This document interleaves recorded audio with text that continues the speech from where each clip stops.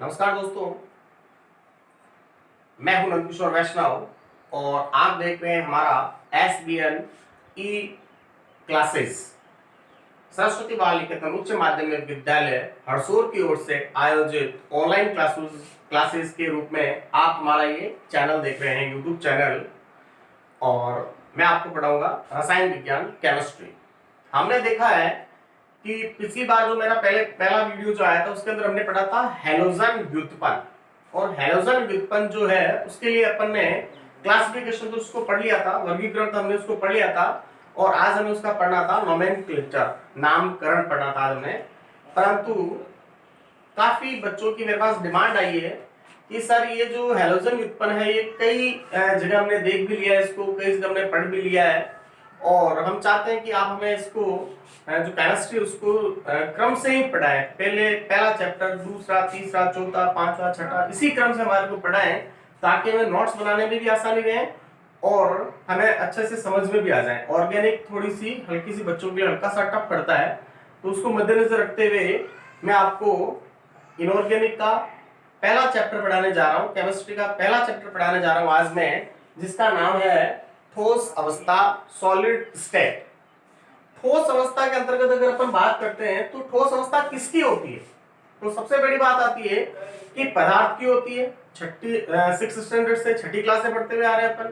ठोस अवस्था जो होती है पदार्थ की होती है और पदार्थ को अपन एक शब्द काम में लेते हैं यहाँ पर, द्रव्य। पदार्थ को अपन कहते हैं द्रव्य या अपन बोल सकते हैं इसको पदार्थ। तो यहां से बात चलती है कि द्रव्य की परिभाषा क्या आ जाएगी। तो द्रव्य की जो परिभाषा आती है वह पदार्थ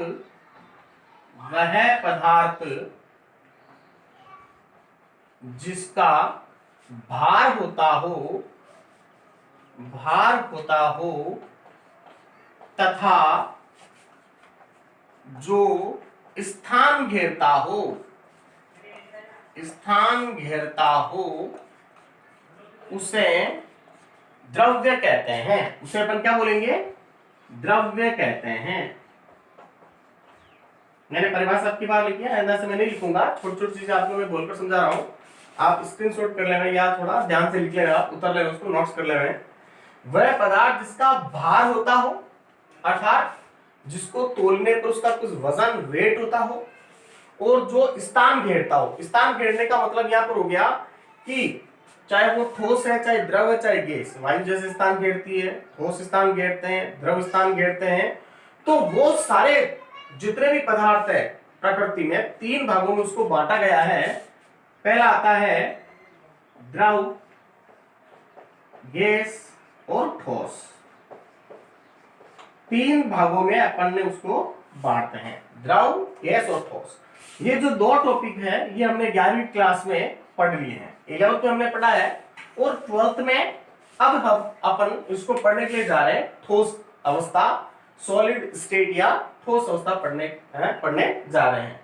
तो अपन बात करते हैं, यहां से एक चलता है कि ठोस क्या होते हैं। बात आती है यहां से ठोस क्या होते हैं। पदार्थ के बाद में अगर अपन बात करें कि ठोस, तो 6 स्टैंडर्ड से हमारी जो परिभाषा चल रही है ठोस की, वही यहां पर भी काम में आएगी काफी हद तक। ठोस होते हैं एक्चुअली जिनका आकार और आयतन और द्रव्यमान तीनों ही निश्चित होते हो, वो क्या कहलाता है? ठोस कहलाता है। ठोस का मतलब हो गया जिसका आकार, आयतन और द्रव्यमान लिख सकते हैं। वैसे द्रव्यमान की कोई द्रव्यमान सभी का ही निश्चित होता है, चाहे वो ठोस हो, चाहे गैस हो, चाहे द्रव हो, तीनों का ही द्रव्यमान निश्चित होता है। आकार, आयतन निश्चित होता हो उन्हें अपन कहते हैं ठोस कहते हैं। अब यहां से बात चलती है कि सर ये जो ठोस पदार्थ है कि ठोस को भी आगे डिवाइडेशन किया गया क्या? हाँ बिल्कुल, ठोस को भी दो भागों में बांटा गया आगे, उसके बारे में अपन चर्चा करेंगे। उससे पहले बात आती है कि आखिर जो ठोस है वो ठोस किस कारण से वो ठोस अवस्था में पाया जाता है। आखिर ऐसी कौन सी सिचुएशन होती है, कौन सी स्थितियां होती है कि कोई भी जो ठोस है वो ठोस अवस्था में बना रहता है। तो कोई भी ठोस है उसकी ठोस अवस्था में रहने के लिए दो सिचुएशन, दो रीजन उसके मुख्य होते हैं। जिनमें पहला रीजन जो आता है वो आता है अंतर आणविक बल। अंतराण्विक बल, अंतरा आणविक आकर्षण बल, इंटरेक्शन फोर्स भी कह सकते हैं अपन। और इसका दूसरा जो कारण आता है वो आता है ऊष्मीय ऊर्जा। ऊष्मीय ऊर्जा, ये दो कारण आते हैं। पहला आता है अंतरा आणविक बल, आकर्षण बल और ऊष्मीय ऊर्जा। यहां से बात चलती है कि अंतरा आणविक बल का मतलब, अंतरा आणविक बल का मतलब होता है कि यदि दो पदार्थ या माफी चाहता हूं, यदि किसी पदार्थ में अणुओं के मध्य लगने वाला आकर्षण बल, दो पदार्थों के मध्य लगने वाला आकर्षण बल जितना ज्यादा मजबूत होगा, जितना अधिक प्रबल होगा, वह उतना ही अधिक ठोस होगा। अर्थात उसकी अवस्था या उसकी प्रकृति ठोस अवस्था होगी, ठोस अवस्था में पाया जाएगा, पहली चीज। दूसरी बात आती है ऊष्मीय ऊर्जा। ऊष्मीय ऊर्जा का यह मतलब होता है कि यदि हम किसी पदार्थ को, मान लीजिए कोई एक पदार्थ है, यदि हमें किसी पदार्थ को तोड़ना है, मान लीजिए इस पदार्थ को हमें तोड़ना है, तो अगर हमें इस पदार्थ को तोड़ना है तो इसके जो भाग अलग अलग करने हैं, इन पदार्थों को अलग अलग करना है, इसके लिए हमें जितनी ज्यादा ऊर्जा की आवश्यकता होगी, तोड़ने के लिए, ब्रेक करने के लिए हमें जितनी अधिक ऊर्जा की आवश्यकता होगी, अर्थात वह उतना ही अधिक ठोस होगा।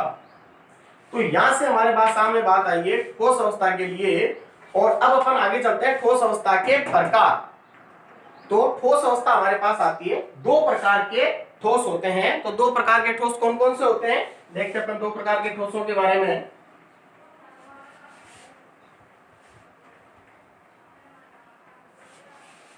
दो प्रकार के जो ठोस होते हैं, अगर अपन थोड़ा सा उनके बारे में डिवाइड करें, सारणी बनाकर अगर उनको देखें तो ज्यादा बेटर होगा।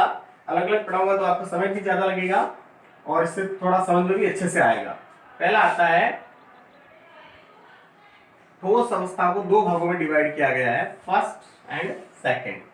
पहली आती है क्रिस्टलीय, क्रिस्टलीय ठोस, और दूसरा आता है अक्रिस्टलीय ठोस। अक्रिस्टलीय ठोस, क्रिस्टलीय ठोस और अक्रिस्टलीय ठोस। तो क्रिस्टल क्या होता है, क्रिस्टलीय ठोस क्या होते हैं और अक्रिस्टलीय ठोस क्या होते हैं।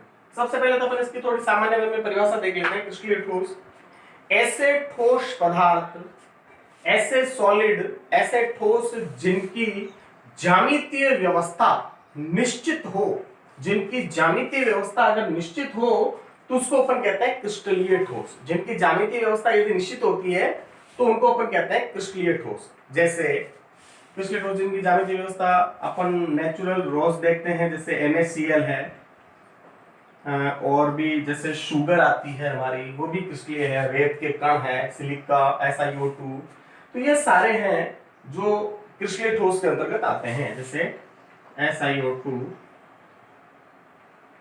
सॉरी,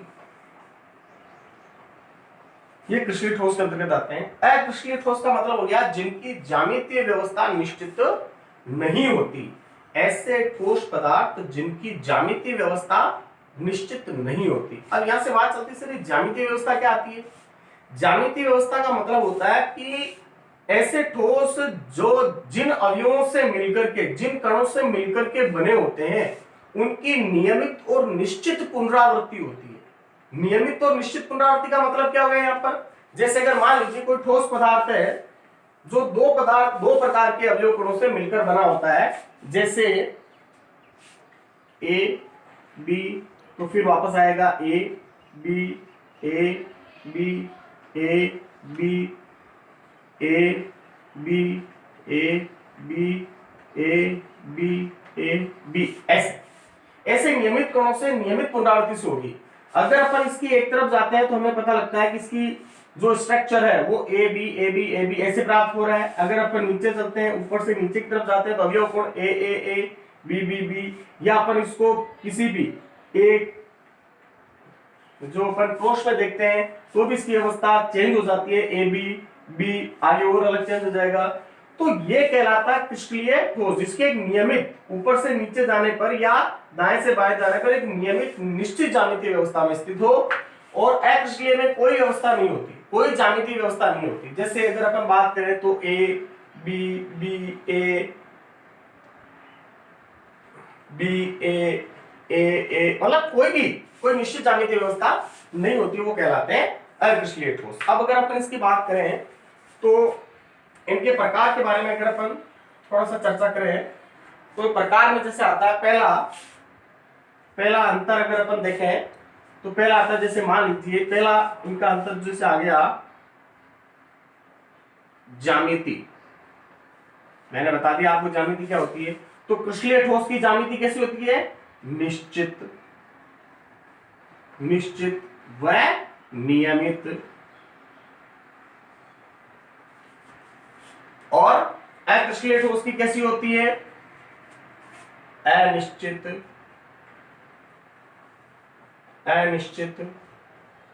अनियमित होती है। दूसरा टाइप इसका जो आता है उसके बाद में अगर अपन बात करें गलनांक।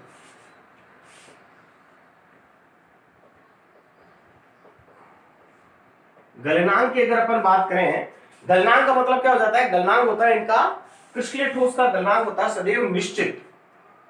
क्रिस्टलीय ठोस का गलनांक सदैव होता है निश्चित होता है। निश्चित कैसे होता है कि क्रिस्टलीय ठोस जो होते हैं उनका गलनांक ऐसा नहीं होता कि भाई जैसे एक मान लीजिए आपने शक्कर का दाना, चीनी का दाना लिया और अगर अपन इसको थोड़ा सा गर्म करते हैं या गर्म किसी सतह पर, जैसे मान लीजिए खाना बनाने वाला तवा है, अगर उसके ऊपर अगर अपन शक्कर के दाने को रखते हैं तो तुरंत उसमें से बबल्स उठने लग जाते हैं, वो तुरंत पूरा जल जाता है। कहने का मतलब ये है कि एक निश्चित टेम्परेचर आते ही वो पिघलना, वो बिल्कुल पूरा बर्न हो जाएगा, पूरा डिसॉल्व हो जाएगा। तो उसका गलनांक हमेशा निश्चित होता है। इनका गलनांक कैसा होता है? निश्चित। एक निश्चित टेम्परेचर पर आने के बाद में ही ये पिघला शुरू करते हैं। और इसका गलनांक कैसे होता है? अनिश्चित। यहाँ अनिश्चित का मतलब क्या हुआ? यह गलनांक अनिश्चित का मतलब होता है कि जैसे एक प्लास्टिक है, एक रबड़ है, हम उसको कई बार बचपन में भी आपने देखा होगा, अपन उसको जलाते हैं, प्लास्टिक की थैली है या अगर अपन कोई प्लास्टिक की कोई भी वस्तु अगर अपन उसको जलाते हैं तो उसके अंदर क्या होता है कि जैसे अपन प्लास्टिक को जलाते हैं तो पहले प्लास्टिक जो है वो पूरी बर्न नहीं होगी, पहले वो फ्लेक्सिबल होगी, फ्लेक्सिबल होने के बाद में वो बर्न होगी, फिर जाकर पिघल करके वो जो उसका को कार्बन रूप में, कार्बन फॉर्म में शेष बचेगी। तो उसका जो गलनांक है वो अलग अलग अवस्थाओं में अलग अलग हमें प्राप्त हो रहा है। इसका मतलब गलनांक उसका हमें निश्चित नहीं प्राप्त हो रहा है। तो इसके दो गुण आगे, एक तो पहला आ गया इसका जो आ गया ज्यामिति आ गई, दूसरा आ गया गलनांक। और अपन तीसरा देखते हैं कि अवयव कणों की स्थिति। तीसरा गुण आता है अवयव कणों की स्थिति। अवयव कणों की स्थिति का मतलब क्या हो गया? अवयव कणों की स्थिति। या अवयव कणों की स्थिति का मतलब क्या होता है? अवयव कण का मतलब क्या हो गया बेटा? जैसे अवयव कणों की स्थिति का, जैसे मैंने अभी आपको बताया था A B B B B, कि भाई इनका ए बी ऐसे नियमित चलता है। और इसके अंदर अवयव कणों की स्थिति कैसे हो जाएगी? A B B B B A. कोई भरोसा नहीं, कोई निश्चितता नहीं है कि ये ए चलेंगे, बी चलेंगे। तो अवयव कणों की स्थिति क्या हो जाएगी? अपन ये लिख सकते हैं नियमित। और यहां अपन अवयव कणों की स्थिति में क्या लिख सकते हैं? अनियमित।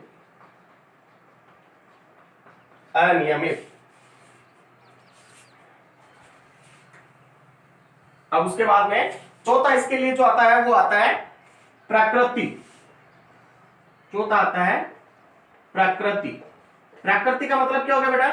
कि ये ठोस है या किस प्रकृति के आते हैं।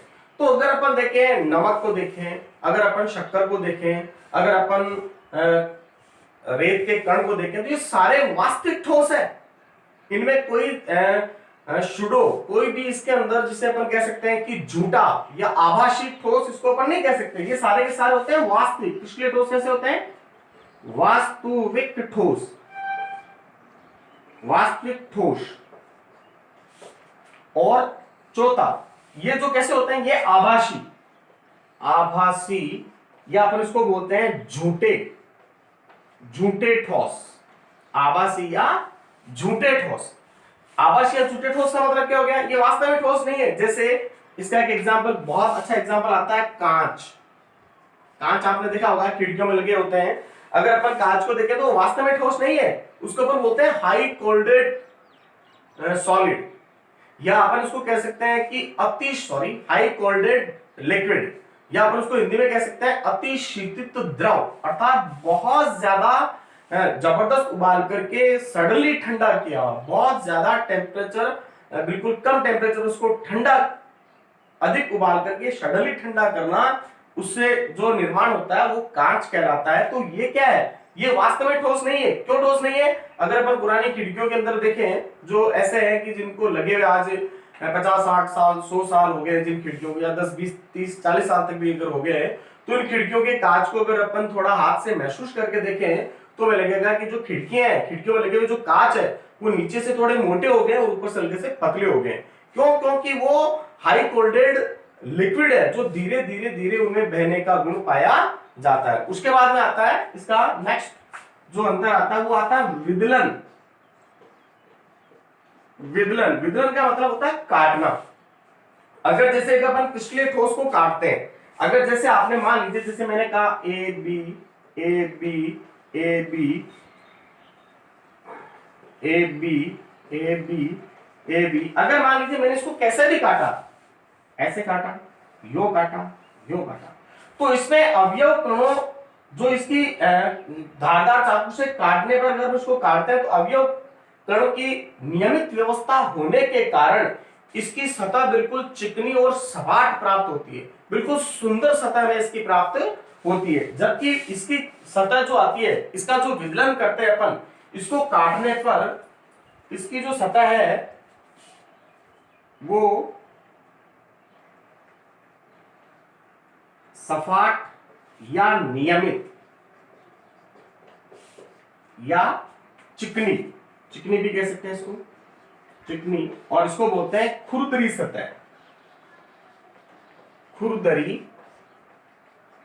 सतह प्राप्त होती है। उसके बाद में अगर अपन इसका देखें, ओके, अगला अगर अपन टॉपिक देखें इसका छठा और लास्ट देखते हैं अपन इसका देशिकता। देशिकता, देशिकता का मतलब क्या होता है, अगर अवयव कणों की दिशा का आंकलन अगर अपन करें, तो मैंने आपसे कहा जैसे A B A B A B A B A B A B, अगर मैं इसको इधर लेकर चलूं, तो अगर मैं इस तरफ से एक रेखा खींच दूं और मैं देखूं तो ए अवयव आ रहा है, फिर बी आ रहा है, फिर ए आ रहा है, फिर बी आ रहा है, इधर समान आ रहे हैं। परंतु अगर मैं अवयव गुणों को ऊपर से नीचे की तरफ देखूं, एक रेखा खींचूं तो उसके अंदर देखिए आप ए आ रहा है, इधर खींचूं तो इधर ए आ रहा है, इधर ए आ रहा है, इधर बी। अगर मैं इसको तिरछा लेकर चलूं तो इधर ए आ गया, इधर बी आ गया, फिर इधर बी आ गया। तो कहने का मतलब जो दिशा है अवयव कणों की वो सम दिशा में नहीं है, सारे विषम दिशा के अंदर आ रहा है। तो इसको अपन कहते हैं विषम देशिक। क्या बोलते हैं अपन इसको, विषम देशिक। तो ये होता है विषम देशिक, विषम देशिक। और इसका मतलब इसके अंदर क्या जाएगा फिर, समदेशिक, समदेशिक। अच्छा, क्योंकि इसके अंदर अवयव गुणों की जो स्थिति आती है वो सब जगह समान होती है, इसलिए आप चाहे इसको बाएं से दाएं लो, चाहे ऊपर से नीचे लो, चाहे इसको बिल्कुल तिरछी रेखा में कहीं से भी इसको काटो या कहीं से भी इसको विभाजित कीजिए, आप सब जगह अवयव कण जो होंगे वो लगभग समान प्राप्त होते हैं। तो इसके साथ हमने देखा कि हमने क्रिस्टलीय और अक्रिस्टलीय के अंतर्गत अपन ने अंतर देख लिया। अब अपन अगला देखेंगे, हमारा जो मुख्य टॉपिक रहेगा इसके अंतर्गत, हमारा जो मुख्य टॉपिक रहेगा वो हमारा रहेगा क्रिस्टलीय ठोस का ही रहेगा। तो क्रिस्टलीय ठोस के अंतर्गत अपन देखते हैं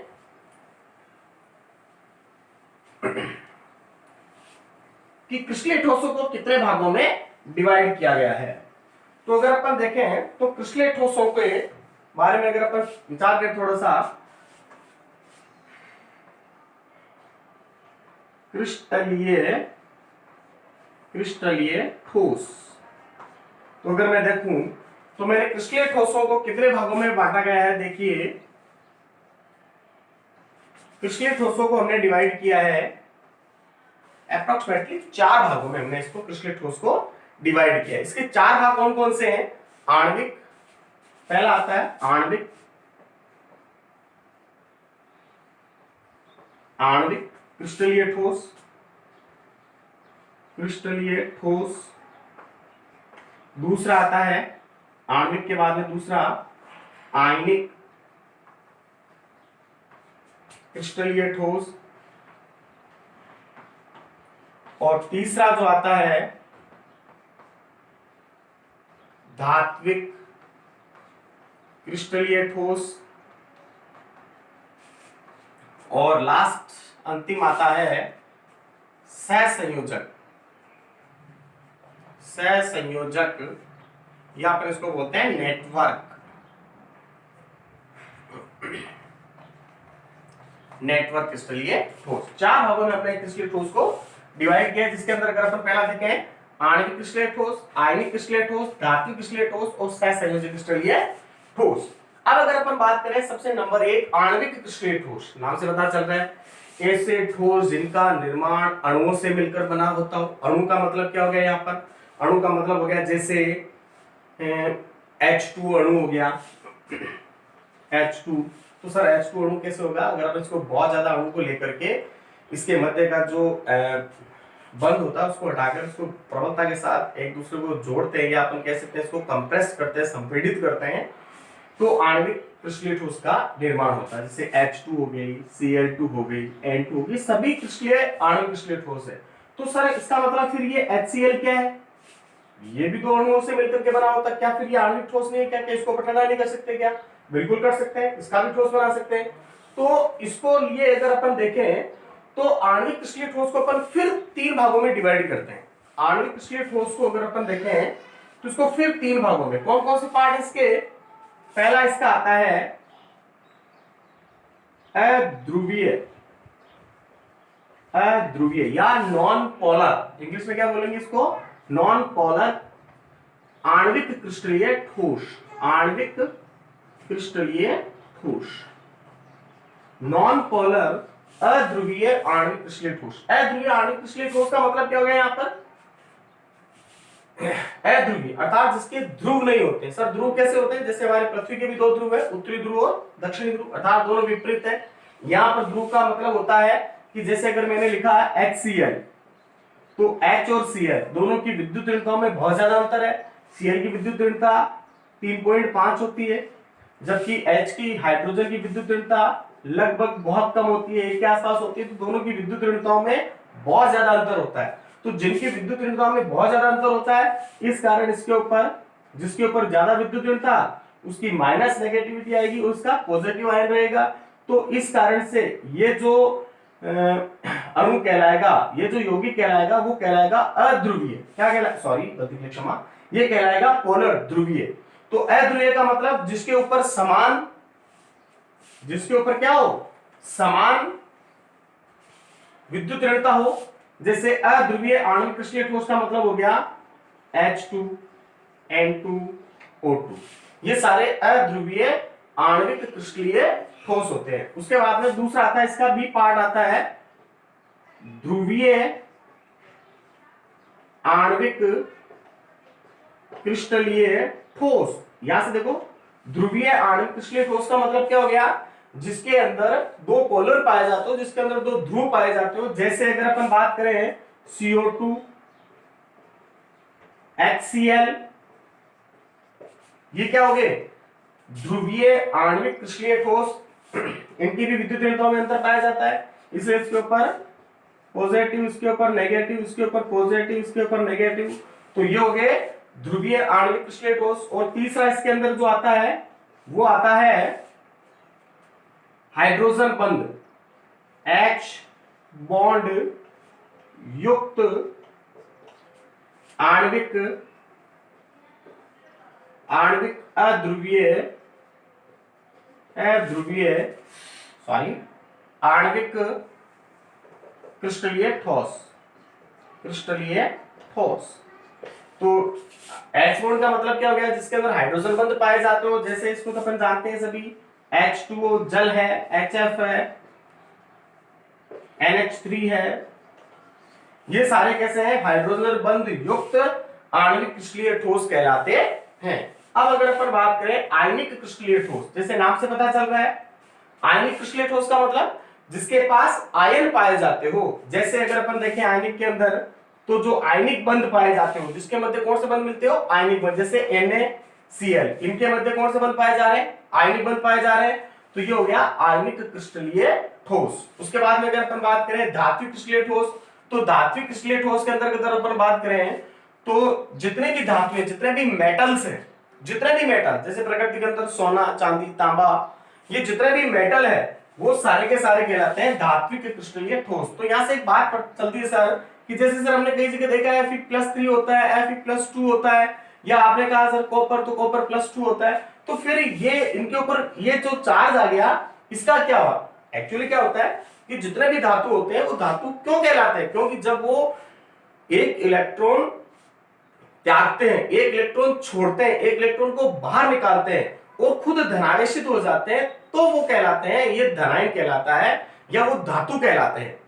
अब इसका मतलब जितने भी धातु है, तो वो इलेक्ट्रॉन जब उन्होंने त्यागा है, तो वो सारे इलेक्ट्रॉनों का काम क्या हो गया, इलेक्ट्रिसिटी का प्रवाह करना, और जो शेष बचा हुआ जो तत्व है, जो मेटल है, वो बिल्कुल एक जगह कंजक्शन होकर के, एक जगह जुड़ करके वो एक धातु बनाने का काम करता है, वो एक धात्विक या उसके अंदर मैग्नेटिक लक्षण आ जाते हैं। उसके बाद में आता है सहसंयोजक नेटवर्क। सहसंयोजक का मतलब क्या हो गया, ऐसे यौगिक जिनके अंदर सहसंयोजक बंध के द्वारा अणु आपस में जुड़े हुए होते हो। इसका सबसे बेस्ट एग्जांपल माना जाता है डायमंड, या फिर इसको कहते हैं हीरा। हीरा जिसके अंदर सहसंयोजक गुण पाए जाते हैं, जैसे कार्बन होता है, तो कार्बन के अंदर कार्बन कार्बन के मध्य बंध पाए जाते हैं, तो कार्बन कार्बन के मध्य जो बंध पाए जाते हैं वो सहसंयोजक बंध होते हैं, जिसके कारण हीरा जो होता है वो इसका बहुत अच्छा एग्जांपल है। और इसमें एक एक्सेप्शन भी होता है, जैसे हीरे का दूसरा रूप आता है ग्रेफाइट, हमने देखा है ग्रेफाइट, ग्रेफाइट जो होता है ये भी इसी का है। उसके बाद में अगर अपन हीरा हो गया, ग्रेफाइट हो गया, और इसके बारे में अगर अपन देखते हैं तो इसका एक सल्फर फ्लोराइड कुछ ऐसा भी है, थोड़ा मुझे याद नहीं एग्जैक्टली, हीरा ग्रेफाइट हो गया। अब अगर अपन बात करें इसके बाद में इसकी थोड़ी सी प्रॉपर्टीज, थोड़ी से एक दो में गुण बता देता हूं। वैसे इतना बहुत ज्यादा डीपली है, इतना बहुत ज्यादा ये पूछा नहीं जाता, फिर भी परीक्षा की दृष्टि से, तो जैसे आणविक का मतलब हो गया ऐसे क्रिस्टलीय ठोस जो अणुओं से मिलकर के बने होते हो उन्हें आणविक कहते हैं, और आयनिक क्रिस्टलीय ठोस ये आयनों से मिलकर के बने होते हैं,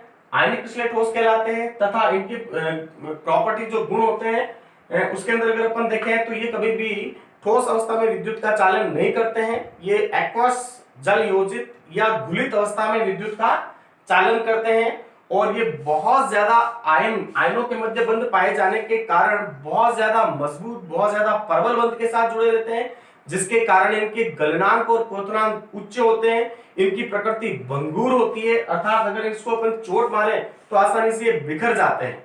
उसके बाद में अगला आता है धात्विक क्रिस्टलीय ठोस। धातु के बारे में बता चुका हूं कि आयरन है, कॉपर है, और इसके अंदर बहुत सारे अन्य भी धातुएं पाई जाती है।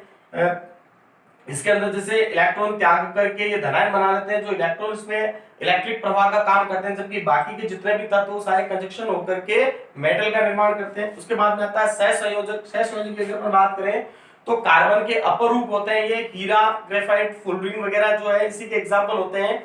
और हीरा जो होता है इसके अंदर कार्बन की चतुष्फलकीय स्ट्रक्चर पाई जाती है, संरचना पाई जाती है, जिसके कारण एक कार्बन 4 अन्य कार्बनों से मजबूती के साथ घिरा रहता है, झगड़ा रहता है, जिसके कारण यह विद्युत का कुचालक होता है। और एक ग्रेफाइट है, इसमें त्रिफलकीय संरचना पाई जाती है, जो ग्रेफाइट की त्रिफलकीय संरचना, जो इसका एक अपवाद भी है, एक्सेप्शन भी है कि ये विद्युत का सहसंयोजक बंध होते भी विद्युत का सुचालक होता है। अब उसके बाद में अगर अपन देखें तो ये हमारे पास हो गए क्रिस्टलीय ठोस का वर्गीकरण। क्रिस्टलीय ठोस के वर्गीकरण के बाद में ओके बेटा, तो अब हमने इनके चारों प्रकार पढ़ लिए। अब अपन इसका अगला टॉपिक देखते हैं, क्रिस्टलीय जालक व एकक कोष्टिका। क्रिस्टलीय जालक व एकक कोष्टिका। क्रिस्टलीय जालक व एकक कोष्टिका, ये टॉपिक बहुत इंटरेस्टिंग है, बहुत अच्छा टॉपिक है। क्रिस्टलीय जालक क्या होता है, एकक कोष्टिका क्या होती है, इसके बारे में अपन पढ़ेंगे। तो इसको मैं नेक्स्ट वीडियो कल ही इसको मैं अपलोड कर दूंगा। धन्यवाद। आप मेरे इस चैनल को सब्सक्राइब कीजिए, लाइक कीजिए, कमेंट कीजिए, और अगर किसी प्रकार की कोई कमी रही है तो कल अपन इसे और बेहतर करने का प्रयास करेंगे। धन्यवाद। Thank you.